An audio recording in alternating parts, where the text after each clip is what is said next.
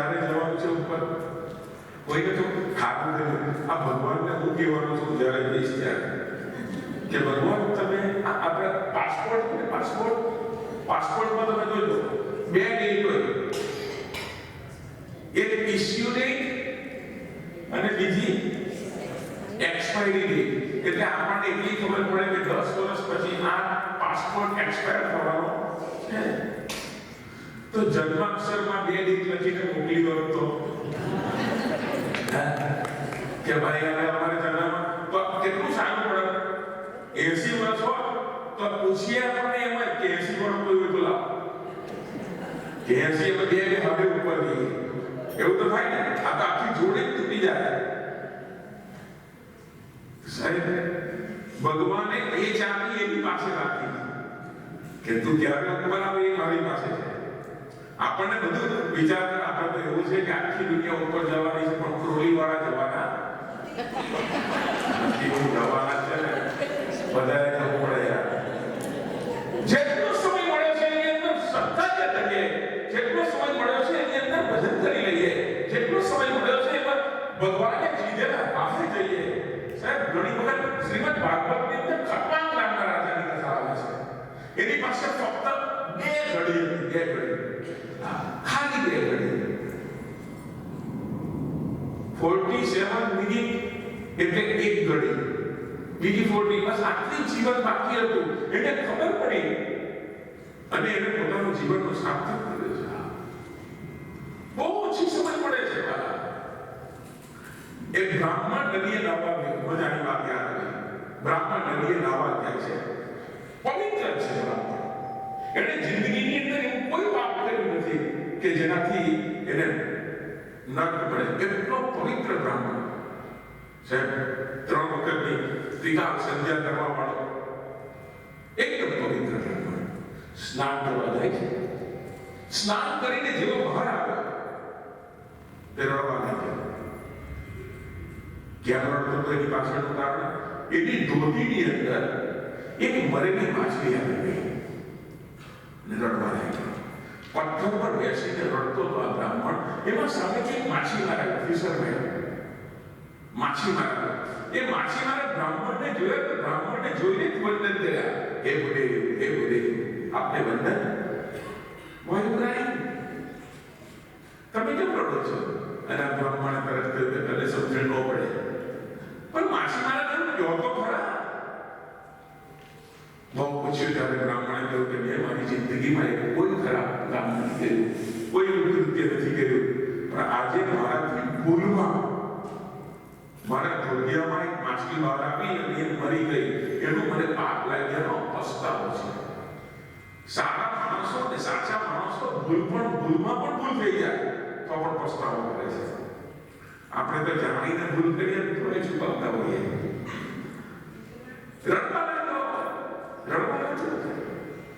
એટલે માછીમારે હસતા હસતા કહ્યું તમે એક માછલી માટે રડો છો ને? અમે તો 7 પેઢી અમારી માછલી જ મારી છે તો એ લોકો રડતા નથી અને તમે એક વખત રડો. બ્રાહ્મણ કે દાદી વાત ભૂલી છે ને તને ખબર છે માછલીનો પણ એક પરિવાર છે. માછલીને જ્યારે એ મરે છે ત્યારે એના પરિવાર છે એને દુઃખ થાય છે. અને એવી જ્ઞાનની વાત આ બ્રાહ્મણે પેલા માછીમારને કરી તો માછીમારે તો ત્યાં અંજલીમાં જળ લઈને નિયમ લીધો કે આજ પછી હું કોઈ દિવસ માછલી નહીં મારું. એ બીજી વખતે જો ચિમટીમાં ઉદ્ધાર થઈ ગયો કે ચાલે હવે નહીં મારું. સાહેબ કથા બધો તો મજાની વાત. એટલે વિચાર કર્યો કે હું માછલી તો નહીં મારું પણ જ્યાં સુધી જીવ છું ત્યાં સુધી પ્રાયશ્ચિતના ભાગ રૂપે એક જ સમય ભોજન કરીશ. બે વખત ભોજન કરવાનું નહીં. કેટલા સમય? એક સમય ભોજન કરીશ ફક્ત. સમય ગયો છે. પ્રામાણિકતાથી માછીમારે બધું જ એને પ્રવૃત્તિ કર્યું. સૌથી પહેલા બ્રાહ્મણ મૃત્યુ થયું. કોનું મૃત્યુ થયું? બ્રાહ્મણ. અને બ્રાહ્મણ ઉપર ગયો. હવે તમને ઉપરની સિચ્યુએશન પણ બતાવી દઉં. ઉપર શું છે એ હું તમને કહું.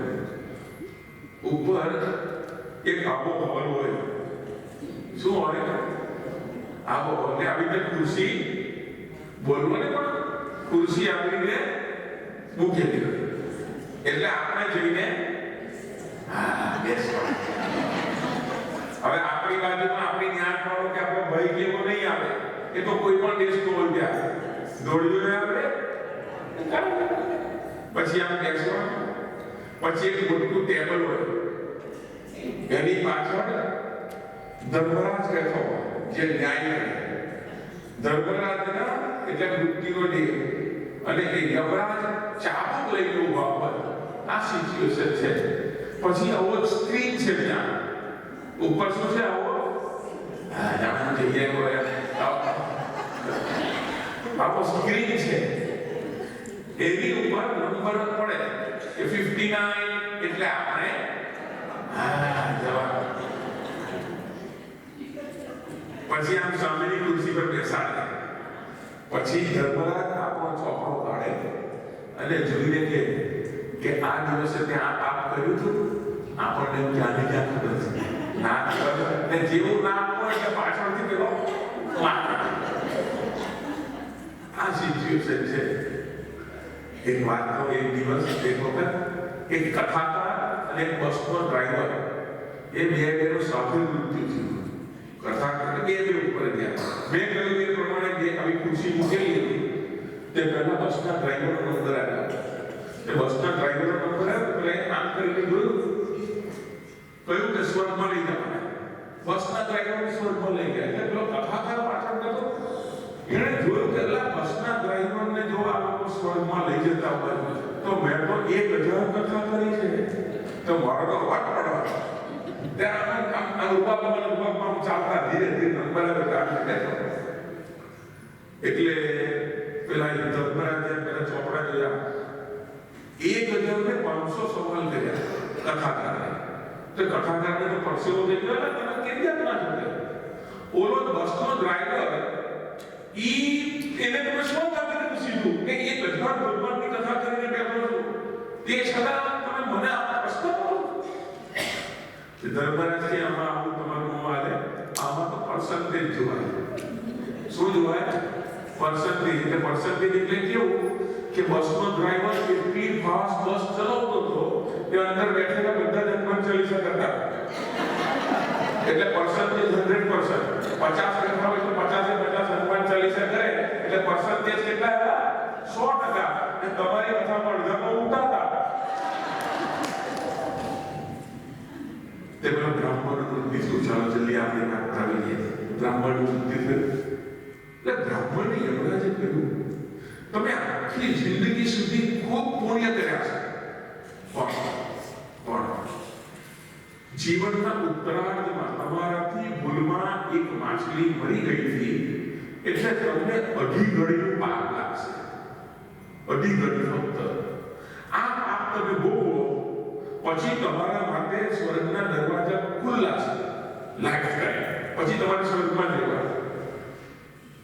પણ ચોઈસ ઇઝ યોર્સ. તમારે કયું ભોગવવું છે? પાપ પહેલા ભોગવવું છે કે પુણ્ય પહેલા ભોગવવું છે? એ કહી દો. એટલે પેલા બ્રાહ્મણે વિચાર કર્યો કે યાર હું સ્વર્ગ પણ ભોગવીશ, પણ છેલ્લે તો મારે અઢી ઘડીનું ભોગવવા માટે આવું પડે. ના કરતા એક કામ કરું તો પહેલા અઢી ઘડીનું જે પાપ છે એ હું ભોગવી લઉં, પછી તો મારા ખુલ્લા દરવાજા છે. આવું મારી સાથે થયેલું એક વાત. હું એક જગ્યા પર ભોજન પ્રસાદી માટે પધરામણીમાં ગયો. ઇંગ્લેન્ડની વાત છે પણ ક્યાંની છે એવું કહું નહીં. તે આપણે સાહેબ બેઠા. હવે નવો તો ત્યારે 2005ની વાત કરું. આપણે પહેલી વાર પેલા જ્યારે પધરામણીમાં જઈએ પહેલો જ મને આપણે કે વાત તો કથાકાર છે એટલે આપણે બેઠા થાળીની આજુબાજુ પુષ્પ ગોઠવેલા હોય. એવું સુંદર સ્વાગત કરવામાં આવ્યું. પછી ભોજન પીરસણ તે રીંગણા. હવે મેં મારી જિંદગીમાં નથી ખાધા રીંગણા થાય.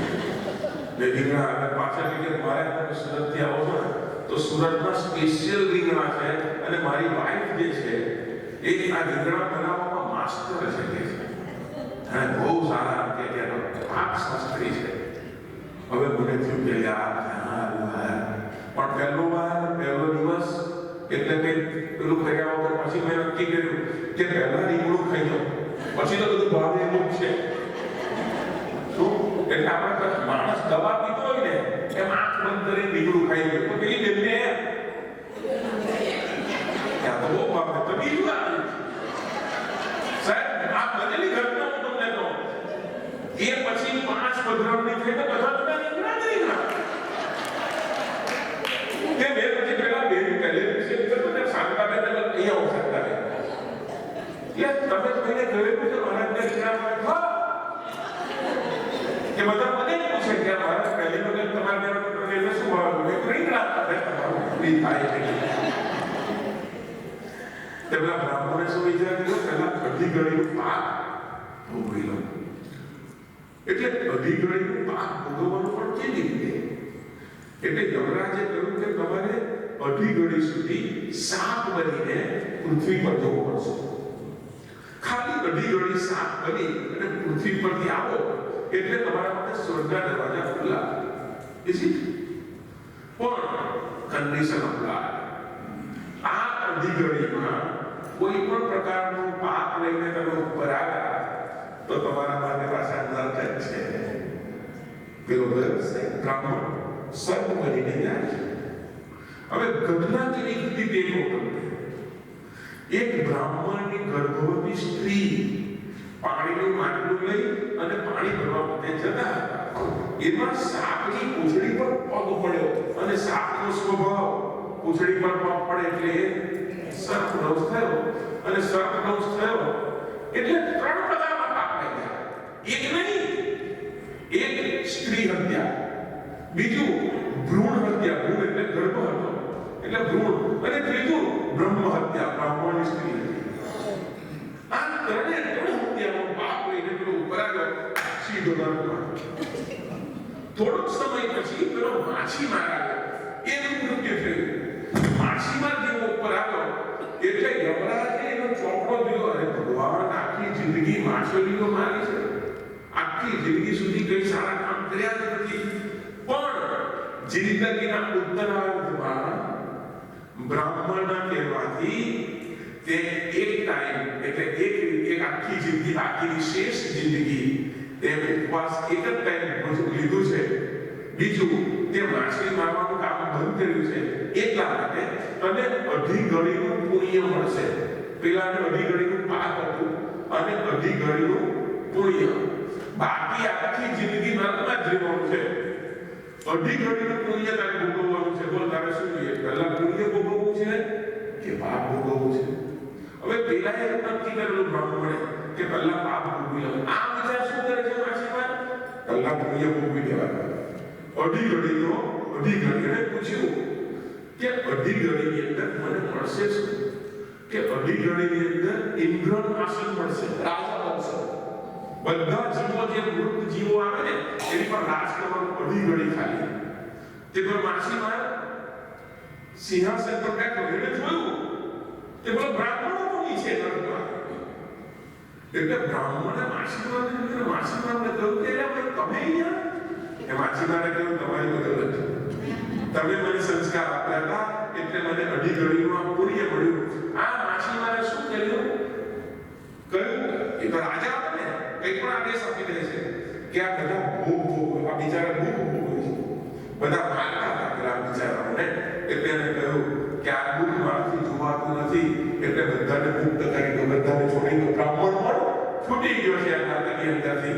એવામાં યમરાજ આવ્યા એટલે યમરાજે પેલા માછીમારને કહ્યું કે તારામાં ભાન જેવું નથી કે તે આ બધાને મુક્ત કરી દીધા, તો હું રાજકારી પણ કરીશ, નરકમાં જા.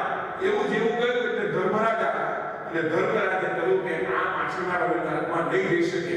કેમ?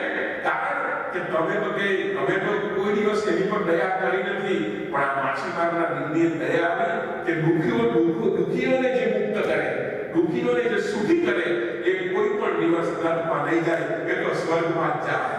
અને આ છે એની ઘણી પુણ્ય હતી. કેટલો ઓછો સમય મને ઇન શોર્ટ મારે કહેવાનું એ છે કે જેટલો સમય મળ્યો છે અવસર જાતે છે રે. આપણે ઝડપી લેતો અને આપણે ઝડપી કોણ? તો તપ ઝડપી, સેવાની તપ ઝડપી, તો શ્રી હનુમાનજીએ ઝડપી. ગઈકાલે આપણે જોયું છે કે શ્રી હનુમાનજીના એનો જન્મની વિધિ થઈ, જન્મ થયો. અહીંયા 16 સંસ્કારની વાત બહુ સરસ કરવામાં આવી. અંતિમ કયો સંસ્કાર? અંતિમ સંસ્કાર એટલે 16મો સંસ્કાર આપણને આપવામાં આવે ને, એ સંસ્કારમાં આવે છે. આપણે જન્મ્યા નથી એ પહેલા આપણા માતાના ગર્ભની અંદર જે બીજ વવાય છે ત્યાંથી શરૂ થઈ અને અંતિમ 16મો સંસ્કાર યાને અંતિમ સંસ્કાર આપવામાં આવે, એ પ્રકારના 16 સંસ્કારોની વાત યદિ શાસ્ત્રીજીએ આપણને બહુ સરસ વાત કરી. તો કેવા મતલબ છે? જન્મનો સંસ્કાર છે. ગુરુદેવ જે હોય, જે વિપ્ર હોય, બ્રાહ્મણ હોય, એને માટેના બધા જ નિયમ, નીતિ નિયમ આ 16 સંસ્કારની અંદર આપણે શાસ્ત્રએ આવરી લીધા છે. નોટ ઓનલી બ્રાહ્મણ, નોટ ઓનલી શુદ્ર સિવાયના પ્રમાણ એને દ્વિજ કહેવામાં આવે છે. આમ તો બધાને જે નિયમ લાગે છે તે હનુમાનજીને જન્મ સંસ્કાર કરવામાં અને ઉપનયન સંસ્કાર પિતાજીના કહેવાથી કેમ સંસ્કાર કરવામાં આવ્યો હતો? આપણે ગઈકાલે જોયું કે હનુમાન દાદાએ એમ કહ્યું પોતાના પિતાને, હે કેસરીજી, મારે વિદ્યાભ્યાસ કરવો છે.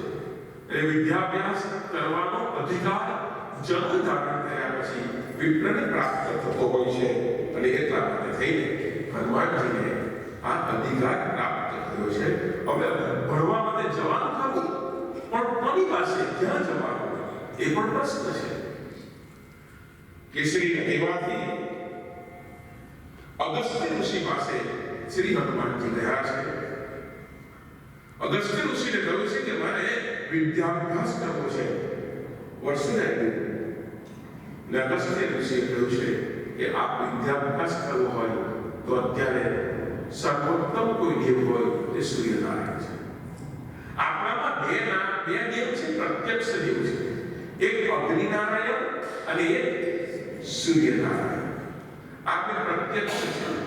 અને એટલા માટે જ્યારે લગ્ન થતા હોય ત્યારે અગ્નિની સાક્ષીએ, સમજો કોઈ પણ તમે કર્મ કરો ને તો કોઈ પણ એક દેવ એ સાક્ષી હોવો જોઈએ. તમે જો આપણે કોઈ પણ સત્યનારાયણની કથા કરો, સામાન્ય કોઈ પણ તો પહેલા દીપ પ્રાગટ્ય કરવામાં આવે છે. દીવો, એ દીપ પ્રાગટ્ય શું છે? એ છે કે આપણે જે કર્મ કરવાના છે એ કર્મનો કોઈ સાક્ષી હોવો જોઈએ. તો એ અગ્નિનારાયણ છે. એટલી જગ્યા આવે એ અગ્નિનારાયણ આપણે જે અત્યારે કર્મ કરી રહ્યા છીએ એનો સાક્ષી છે. જ્યારે આપણે ઉપર જઈશું અને ત્યારે યમરાજ કહેશે કે આપણું કર્મ કરેલું ને આપણે કહીએ હા કરેલું, સાક્ષી કોણ? ત્યારે અગ્નિનારાયણ છે. તો દરેકમાં સાક્ષી. એટલા માટે જ લગ્ન કરીએ ને ત્યારે પેલું યજ્ઞ કરીને પછી ફેરા એની પર કરવામાં આવે. તો એ શું છે? અગ્નિની સાક્ષીએ, સમાજની સાક્ષીએ લગ્ન કરવામાં આવે છે. તો પ્રત્યક્ષ કેટલા દેવ? બે દેવ, એક અગ્નિનારાયણ અને બીજા સૂર્યનારાયણ. આ સાક્ષાત છે. અને એટલા માટે અગસ્ત્ય ઋષિએ શ્રી હનુમાનજીને કહ્યું કે જાઓ સૂર્યનારાયણ પાસે જાઓ અને સૂર્યનારાયણનું નામ લેતા સૂર્યનારાયણ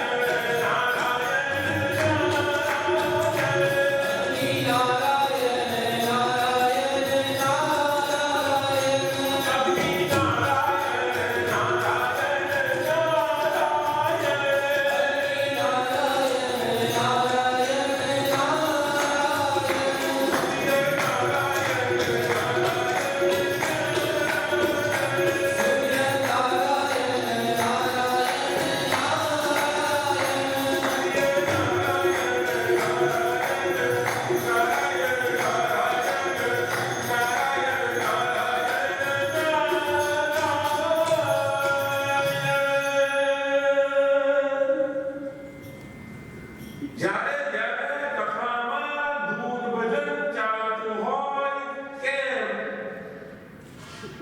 આ વચ્ચે જેટલી સરસ કથા ચાલતી રહે કોઈ પણ કથા વચ્ચે ધૂન ભજન ચાલુ રહે કેમ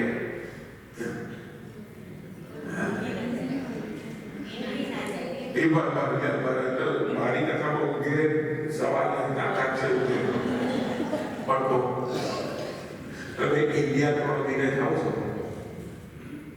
પછી જ્યારે તમારું ઘર ખોલો તો સૌથી પહેલા શું કરો સીધા રહેવા જાઓ કે પહેલા શું ગોવર કરો 3 મહિના બંધ તો શું કરો પહેલા રસોડામાં જાઓ નહીં એ અંદરનું પહેલા સાફ કરવું પડે રેગ્યુલર ઇન્ટરવલ આપણું ઘર છે આપણે રેચા જતા પણ તે છતાં 3 મહિના માટે બહાર ગયા પાછા આવ્યા એટલે સૌથી પહેલા કચરો સાફ કરવો પડે એ ભલે કથામાં બેઠા છીએ પણ મન આમ તેમ ગયું હોય સાસુને બહુ યાદ આવે બહુને સાસુ યાદ આવે એટલે વચ્ચે કચરો સાફ કરવા માટે દૂર જવાનું અને આમ તો છે અમારા ગામડે બાપા કહેતા કે કથાની અંદર અવશ્ય દૂધ ભજન વચ્ચે આવો અને દૂધનું ખાસ મહત્વ કહેતા દૂધ હોવી જોઈએ અને એ પણ તમને કહું એકલો કથાકાર અથવા એકલા વક્તા એ એકલા બોલે એમ નહીં સાથે સાથે સાથે શ્રોતાઓ એમાં સાથ દિવ્ય વાતાવરણ બને